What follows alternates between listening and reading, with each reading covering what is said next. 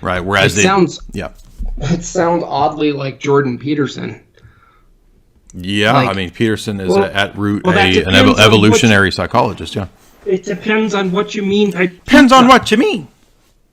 No. Well, no. It's not like it's a simple question. No. You know. No. Brad. No.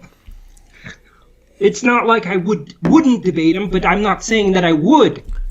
What's on your mind? False dialectics. I was just getting into that because of your one of the videos today. It was you were warning about which dialectics you might fall into, and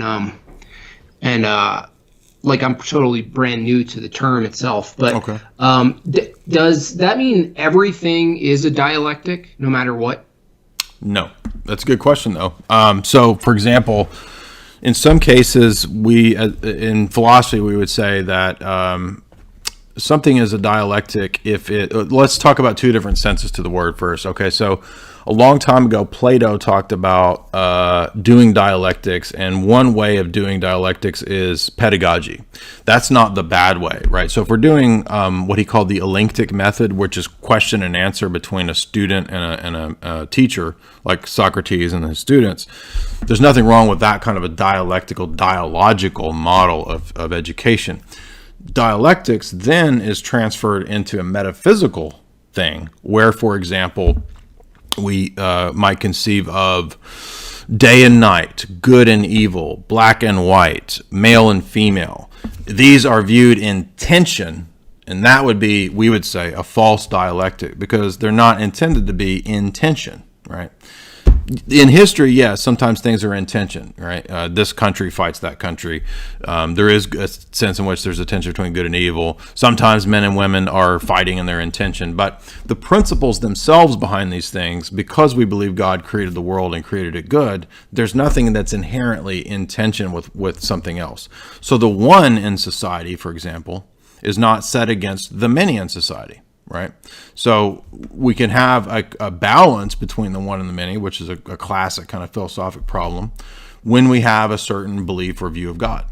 And so ideally in society, we have a balance between the one and the many when we have the right philosophy.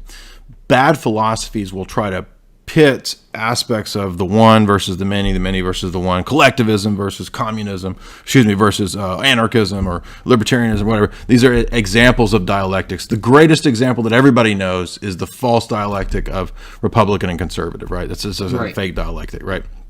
So dialectics has a lot of sort of nuanced different usages, but primarily when we talk about false dialectics in a metaphysical sense, what we're talking about is the idea of a lot of like false either ors, like you either believe in let's take some theological ones, like, well, you either believe in grace or you believe in free will. You either believe in predestination or you believe in free will. You either believe in pantheism or you believe in deism, right? Or you either believe in, right? So it's a lot of false either ors, and it comes up a lot in theology mainly, but it also comes up in a lot of politics and social theory, because people are very easily manipulated by dialectics. You see this when you do your cartoon work and you're watching the social justice warriors, how easily they're manipulated with these ideas that they think they're fighting a Nazi or something like this, right? Which modern Trumpism equated with Nazism, that's crazy, right? So they're bought into false battles, false red herring things that they're fighting, false dialectics. And so it's big in politics, big in social theory, and it's also big in philosophy. It's almost like I mean, not to say that like religious people are immune to it, but if you totally remove the God feature to the way you interact with the world, it seems like you're going to replace that with like a team, like the Knicks, and what you're describing seems to be a result of like, well, I need to grab a team, and so there must be a duality to the team. There must be the anti-team, like so who's your enemy? And so it's like we're vulnerable to it as humans, and it's sold to us at the same exact time. Correct. So it's like it's a really to get in the business of that, which is pretty much all politics, marketing as well, because you have to avoid something that you should fear. So you got to sell the fear to sell the thing. And so that seems like a form of that. I was looking it up and I was like, one of the places, the sources was going over dialectics. They were making a distinction between a debate and dialectics. Right.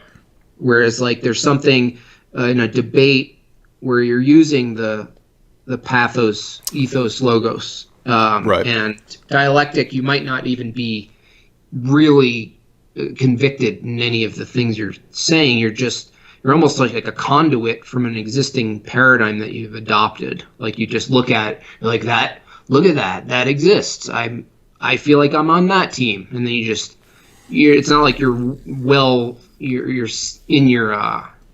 It's not like you've well formed a position on anything. It seems like that's how most people will interact with that world. I'll tell you a good example of dialectics is the philosophy of Lenin. So Lenin had this idea that everything is struggle, and it's constant struggle, and he kind of borrowed this from some of the Darwinian type ideas, right? So in his mind, since everything is in evolutionary flux, right?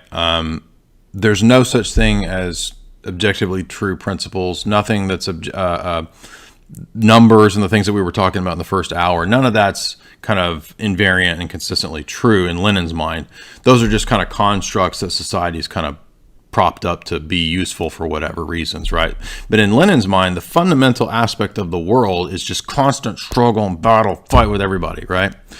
So in his revolutionary ethos, everything is perpetually in flux. And so for him, there's nothing wrong. There's no reason why you can't do anything. You can promote terror. You can promote chaos. You can promote all these things to tear down the existing structures, right? So that's just one example of utilizing dialectical philosophy, because in his mind, all reality is fundamentally dialectical tension, right? Positive, negative. It's the fight. It's the forces, the struggle of the class oppression. It's the rich versus the weak, the capitalist, the production owner versus the proletariat. That's fundamental to all of life, because he sees all of reality in this same kind of struggle like Darwin did. But the only difference is that rather than an Ayn Randian, he supposedly believes in the collective, right? Whereas it sounds oddly like Jordan Peterson. Yeah, like, I mean, Peterson is at root an depends evolutionary psychologist. Yeah, it depends on what you mean by depends on what you mean. No. Well, no. It's not like it's a simple question. No. You know. No. No. What? No. It's not like I wouldn't debate him, but I'm not saying that I would. I don't know the man. That's a damn good Jordan, dude. You're giving me a run for my money. I think you've taught me on the Jordan. I heard you talking about debating him. I was like, if you can't get him, I'll just do the face You could swap be him. and just debate you, and I'll just give you a bunch of nonsensical arguments. You're like, I don't know. Yeah. I'm not going to answer that. Yeah, that's really good. You sound like, it's almost like you're not Canadian, right? You're an LA guy, right? We're in upstate New York. Okay. Yeah. Well, but people have said, like, you have a weird accent. I was like, no, I just didn't learn. I learned to talk late. Like I was drawing pictures before that. Cool, man. Yeah, I used to draw a lot. I need to get back into that. I was thinking about, do you play music too? Off and on. But okay. It seems like an element that it's like when I watch all your stuff, I'm like, he's got to play music too, but it just doesn't show up in your videos. I'll send you my Boomer song. Boomers? Like, please do. Is it making fun of boomers? Oh yeah. Good. Yeah. Yeah, I'll send you that. You'll like that. Yeah. All right. So I mean, dialectics. That's a great topic. Great question. Let me. For example, I was reading Capra, and one of the things that Capra in his Globalism book was trying to do was to convince the West that we need to adopt Chinese philosophy and Taoism, right? And Taoism is a great example of a totally dialectical philosophy. I mean, everything about the Taoist philosophy is 100% I Ching dialectics, right? So at the beginning of the book, he sets up this that these two principles are always in tension: day, night, man, woman, good, evil, black, white. Now, I want to be clear. There is a tension between good and evil. I'm not saying that nothing is in tension, but what I'm saying is that in the Christian paradigm, we don't believe that tension is natural. We think it's unnatural to have those tensions, right? And part of that is because of the fall, but we'll set that aside for a moment. So he says that Chinese philosophy believes that there's going to be swings of the paradigm towards sometimes chaos, and then sometimes it's going to swing over here towards order. And he actually kind of argues that order out of chaos and chaos out of order is this dialectical cycle that we always see in history, and therefore it's commendable and useful to the elite to commandeer that and to utilize order out of chaos, chaos out of order, whenever it's needed to bring about the desired change of the elite. It's really that simple. And Hegel, there's no better philosopher for this in the West than Hegel. Hegel is the dialectical philosopher who believes that literally everything in the world is in a metaphysical process of moving from thesis to antithesis to synthesis. Everything. And so in Hegel's mind, and he was influenced by Hermeticism and alchemy, everything is moving towards a giant unification. Everything's going to be unified. This is a philosophy that's very useful to the globalists. You could see this, for example, in Huxley in the Perennial Philosophy. He wrote a book on perennialism, and he says that, all the world religions are just teaching us one truth, that basically we all need to blend into one giant blob. Isn't that interesting that that's very useful as a philosophy for globalism? We're all one big giant blob, and we need to, blend back into it like The Blob, the movie or something. So you could see dialectics like that as a tool of philosophic usage to manipulate. That's one political usage of it, but it also is a metaphysical worldview where you think like Taoism, like Capra argues that all of reality is in flux and stasis and flux and stasis and back and forth, and we don't believe that. That's why, for example, for us, the doctrine of creation is so important, and that's why I'm such an anti-Darwinian type of guy. I'm a very big critic of Darwinism.